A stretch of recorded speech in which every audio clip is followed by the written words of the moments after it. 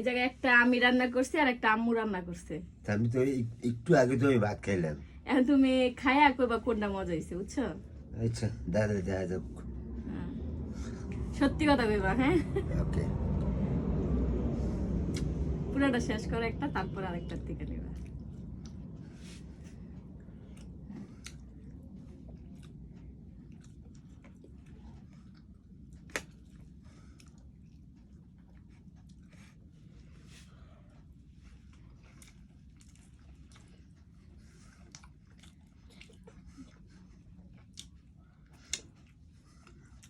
এটা ভালো হয়েছে।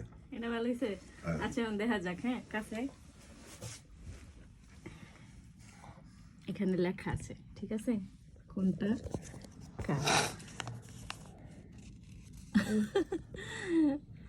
আর এটার মধ্যে লেখা আছে